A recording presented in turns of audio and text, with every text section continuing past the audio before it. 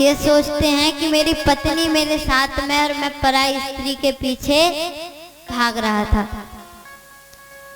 महाराज अब पार्वती जी तो रुष्ट हो गई।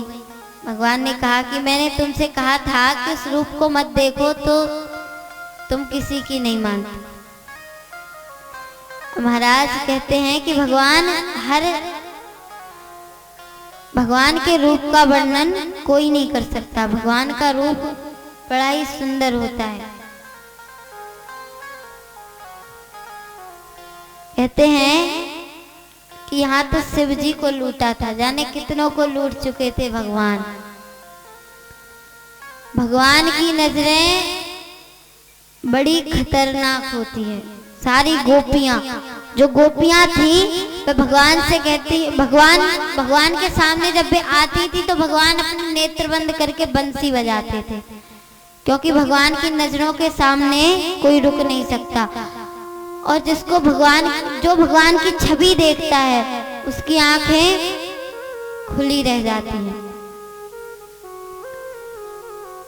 तो महाराज कहते हैं इधर भगवान श्याम सुंदर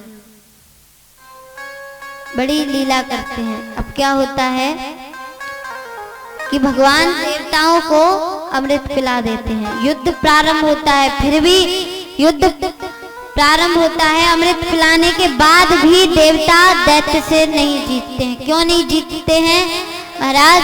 उनके गुरु वशिष्ठ जी ने इंद्र को एक माला अर्पण की, पुष्प की, तो इंद्र ने वह माला उतार कर ऐरावत हाथी के गले में डाल दी। ऐरावत हाथी ने अपने सूंड से निकालकर अपने पैरों तले कुचल दी।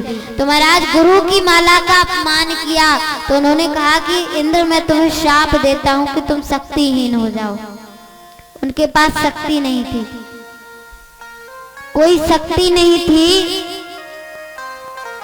बिना शक्ति के इंद्र हार जाते हैं। अब महाराज इंद्र हार जाते हैं और इंद्र की राजधानी अमरावती, उसमें छुपने लगते हैं, उसमें छुपने जाते हैं। तो महाराज जब वे छुपने जाते हैं तो कहते हैं उनके छुपने से एक लीला हो जाती है। महाराज जब वे छुप जाते हैं तो कहते हैं कि भगवान तो और दानी है, भगवान शंकर, उनकी लीला का कोई पार नहीं पा सकता। जब देवता छुप जाते हैं तो उनकी जो माँ रहती है अदिति, उनकी माँ का नाम था अदिति, तो भगवान से हाथ जोड़ के प्रार्थना करती है कि हे भगवान मेरे पुत्रों की रक्षा कीजिए, हे भगवान मेरे पुत्रों की रक्षा कीजिए, मेरे पुत्रों को बचा लीजिए। बड़ी दुखी रहती थी। कश्यप ऋषि आए, कश्यप ऋषि कहने लगे देवी क्या हुआ? कहा कि मेरे पुत्रों को बड़ी परेशानी भोगनी पड़ रही है। कहा कि क्यों, क्या हो गया? कहा कि मेरे पुत्र बड़ी परेशानी में हैं। कहा कि देवी मोह करने की आवश्यकता नहीं है, लेकिन कहते क्या है कि माँ माँ होती है, कितनी भी कठोर क्यों ना हो उसके दिल में दया आ ही जाती है। महाराज जब देवता भटकते हैं तो उनकी माँ अदिति बड़ी ही नाराज होती है, कहती है मेरे पुत्रों की रक्षा कीजिए। महाराज तो कहते हैं पयोव्रत धारण करो। उन्होंने पयोव्रत धारण करती हैं, पयोव्रत धारण किया जिससे भगवान प्रकट होते हैं। भगवान कहते हैं मन्ना त्रायते इति मंत्र, कहते हैं जोग जुक्ति तप मंत्र प्रभाव फले तवे जब करिए छिपाऊ। भगवान ने कहा देवी मैं आपको बताता हूं कि मैं आपके गर्भ से जन्म लूंगा और आपके बालकों की रक्षा करूंगा, अपने भाइयों की रक्षा करूंगा, लेकिन मन्ना त्रायते इति मंत्र, इस बात को छिपा के रखना, किसी को बताना मत। उसने कहा ठीक है। महाराज अदिति के पास आकर देवताओं ने 4 श्लोकों में गर्भ स्तुति की। ब्रह्मा जी ने इस प्रकार स्तुति करके वहां से चले जाते हैं। इतने में चतुर्भुज शंख चक्र गदा पद्म धारण किए हुए कमल नयन के समान उनके नेत्र, श्याम वर्ण, कानों में कुंडल, गले में बदमाला, भादो मास शुक्ल पक्ष द्वादशी तिथि श्रवण नक्षत्र अभिजीत मुहूर्त में ठीक दोपहर दिन में वामन भगवान का अवतार होता है। बोलिए वामन भगवान की जय। वामन भगवान का जब अवतार होता है तो अपने आप बाजे बजने लगे। उनका जैसे ही अवतार हुआ अपने आप बाजे बजने लगे। अब महाराज भगवान वामन अवतार लेते हैं, छोटे बटू के रूप में आ जाते हैं, छोटे से रूप में। अपने हाथ में कमंडल लेकर जाते हैं राजा बलि के यहाँ, जहाँ यज्ञ हो रहा था। राजा बलि के पास जाते हैं, राजा बलि से कहते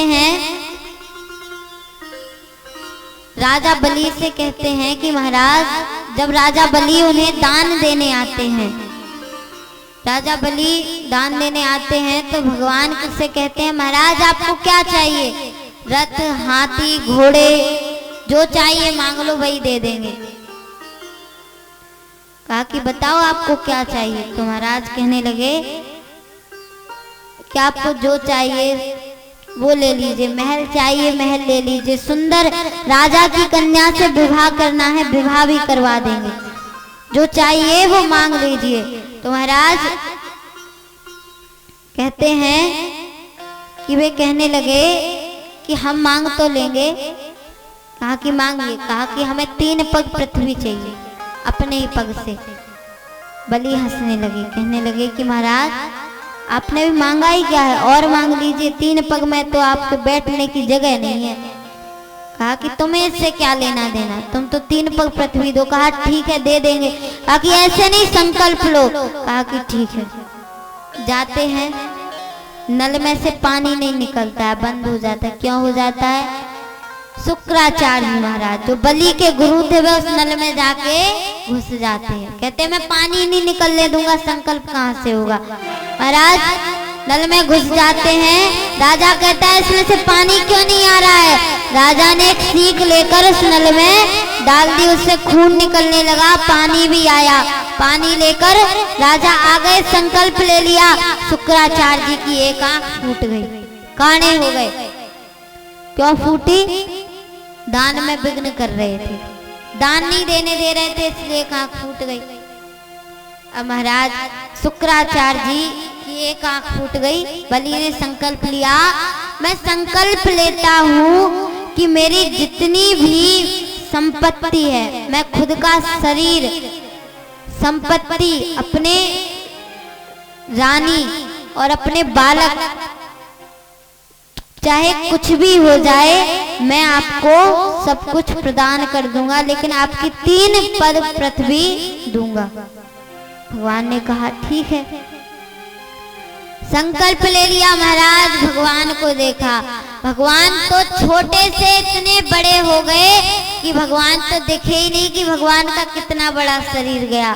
महाराज भगवान जब बड़े हो जाते हैं तो कहते हैं, भगवान के शरीर को देखकर बलि कहते हैं अरे भगवान ने एक पग में ब्रह्मलोक, दूसरे पग में पृथ्वी मृत्युलोक नाप लिया, तीसरे पग के लिए कुछ नहीं बचा। तीसरे पग के लिए कुछ नहीं बचा। भगवान ने कहा कि क्यों बलि, तुमने कहा था और मांग लो, यही 3 पग तो तुम पे दिए नहीं गए। बांध दिया बलि को। भगवान ने बलि को बांधा कि तुमने हमारे साथ छल किया है। तो बलि ने कहा कि महाराज छल मैंने नहीं, छल आपने किया है। जब मांगने का समय आया छोटे थे और लेने का समय आया तो विशाल बड़े हो गए, तो छल तो आपने किया है, मेरी कोई गलती नहीं है। भगवान ने कहा कि तुम मुझे मेरा पूरा दान दो। तो महाराज कहा कि पूरा दान दो। तो राजा बलि ने हाथ जोड़कर भगवान के सामने घुटने टेक लिए, कहने लगे कि महाराज मेरे पास आपके लिए कुछ नहीं है, मैं ही हूँ, मेरा ये शरीर बचा है, ले लीजिए। भगवान ने अपना तीसरा पैर बलि के सिर पे रख दिया, उसका शरीर भी ले लिया। बलि ने सब कुछ समर्पित भगवान के आगे कर दिया है, भगवान के आगे सब कुछ समर्पित